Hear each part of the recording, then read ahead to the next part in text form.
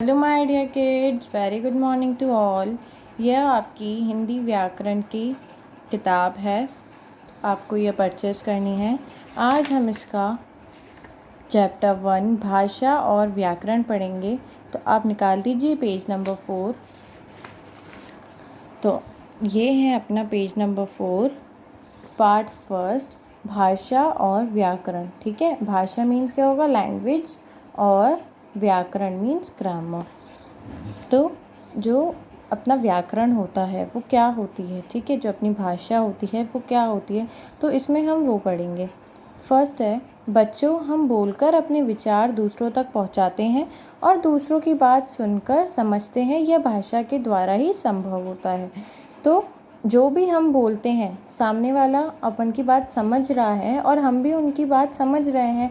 वो कह रहे हैं, हम सुन रहे हैं, हम बोल रहे हैं, वो सुन रहे हैं। तो हम जो बात करते हैं तो वो कैसे पॉसिबल है? अपनी लैंग्वेज से पॉसिबल है, अपनी भाषा से पॉसिबल है। तो भाषा क्या होता है? जिस साधन से हम अपने विचारों को दूसरों तक पहुंचाते हैं, जो हमारे मन की जो बात है वो हम दूसरों तक पहुंचाते हैं, मतलब वो अपनी बात सुनते हैं, समझते हैं। तो वो कैसे? और दूसरों की विचारों को समझते हैं, और हम दूसरों की बात को जब समझते हैं तो वो भाषा कहलाती है। तो ये अपनी डेफिनेशन है कि जिस साधन से हम अपने विचारों को दूसरों तक पहुंचाते हैं और दूसरों के विचारों को समझते हैं, वह भाषा कहलाती है। ठीक है। तो भाषा के कितने रूप होते हैं? भाषा के 2 रूप होते हैं, मौखिक और लिखित। मौखिक यानी क्या होता है? बोलना, ओरल। लिखित यानी रिटन के अंदर लिखकर। ठीक है। तो जैसे अपन एग्जाम्पल पढ़ रहे हैं, ये उदाहरण है। राधिका और तनुजा अपनी बात एक दूसरे से कह रही है। अब बोल रही है ना ये एक दूसरे से, तो जो राधिका और तनुजा है वो एक दूसरे से क्या कर रही है? बात कर रही हैं, कुछ कह रही हैं। दादी जी बच्चों को अच्छी अच्छी कहानियाँ सुना रही हैं। जो दादी जी है वो बच्चों को क्या सुना रही है? कहानियाँ सुना रही है। तो ये भी क्या हुआ? इनका मौखिक रूप हुआ। रमन और नमन टेलीफोन पर बात कर रहे हैं। रमन और नमन जो है वो दोनों भी बात कर रहे हैं, यानी सुन रहे हैं, एक दूसरे की बात समझ रहे हैं बोलकर। ठीक है। तो ऊपर दिए गए चित्रों में सभी अपनी बात बोलकर दूसरों तक पहुंचा रहे हैं। तो अब जैसे तनुजा और राधिका भी जो बात कर रहे थे वो भी बोल कर ही कर रहे थे। दादी कहानियाँ सुना रही है तो बोल के सुना रही है। रमन और नमन टेलीफोन पे बात कर रहे हैं तो वो भी कह रहे हैं। तो वो जब दूसरों तक अपनी बात पहुंचा रहे हैं तो कैसे पहुंचा रहे हैं? बोल कर पहुंचा रहे हैं, तथा सुनकर एक दूसरे की बात समझ रहे हैं। और अगर दूसरा वाला, मतलब जैसे राधिका है, राधिका किसकी बात सुन रही है? तनुजा की बात सुन रही है। तो कैसे सुन रही है? जो उसकी लैंग्वेज है उसे अच्छे से समझ पा रही है, उसे सुन पा रही है। भाषा का यही रूप मौखिक रूप कहलाता है। तो ये जो यही रूप है वो मौखिक भाषा कहलाती है। तो मौखिक भाषा क्या होती है? कि जब हम अपनी बात किसी को बोलकर समझाएं या दूसरा हमें अपनी बात बोलकर समझाए, वही मौखिक भाषा है। अध्यापिका लिख रही है और बच्चे पढ़कर समझ रहे हैं। भाषा का यही रूप लिखित भाषा कहलाता है। अध्यापिका जैसे बोर्ड पर लिख रही है तो लिख कर बच्चों को समझा रही है। ठीक है। तो ये क्या होगी? लिखित भाषा होगी। ओके। तो जो भाषा है, तो भाषा क्या होती है? जिस साधन से हम अपने विचारों को दूसरों तक पहुंचाते हैं और दूसरों के विचारों को समझ पाते हैं, वो भाषा होती है। भाषा के कितने रूप होते हैं? भाषा के 2 रूप होते हैं, मौखिक भाषा और लिखित भाषा। मौखिक भाषा क्या होती है? जब अपन अपनी बात किसी को बोलकर समझाते हैं तो उसे हम मौखिक भाषा कहते हैं। और जब हम अपनी बात किसी को लिखकर समझाते हैं या कोई और हमें लिखकर समझाता है तो हम उसे लिखित भाषा कहते हैं। ठीक है।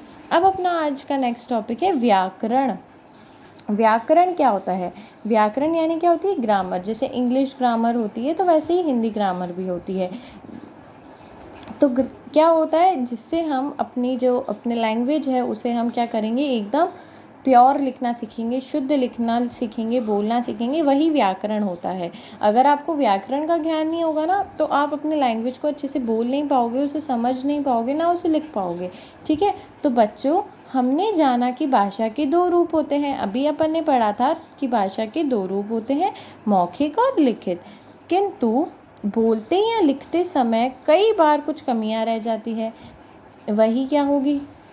व्याकरण होगी। जैसे माताजी ने विशाल से पूछा, बेटा तुम कहाँ जा रहे हो?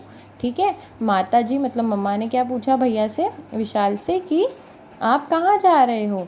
तो विशाल ने क्या उत्तर दिया, मैंने खेलने जा रहा हूँ। तो क्या ये सेंटेंस सही है? मैंने खेलने जा रहा हूँ? नो। माता जी तुरंत बोली, अरे यह वाक्य तो गलत है। और मम्मा ने क्या बोला कि ये तुम जो सेंटेंस बोल रहे हो ये रॉन्ग है, तुम्हें बोलना चाहिए कि मैं खेलने जा रहा हूँ। तो मैंने की जगह क्या आया, मैं खेलने जा रहा हूँ।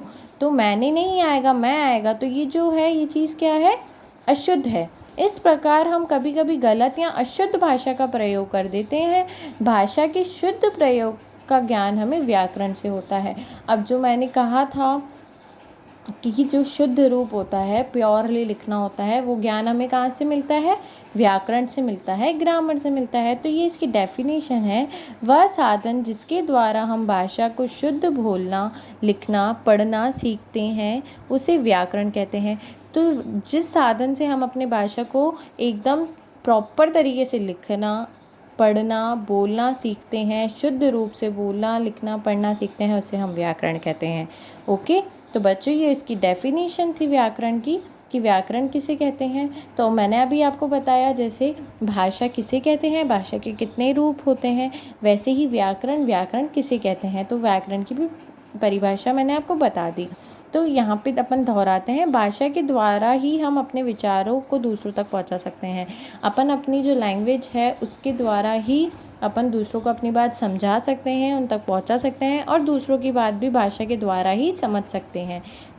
भाषा के 2 रूप होते हैं, मौखिक, लिखित। व्याकरण के द्वारा ही हम भाषा को शुद्ध बोलना, लिखना व पढ़ना सीखते हैं। ओके, तो आज ये अपना चैप्टर ख़त्म हो गया है। आपको अच्छे से ये चैप्टर पढ़ना है, समझना है। ओके डियर बच्चों, thank you. Stay at home, be safe.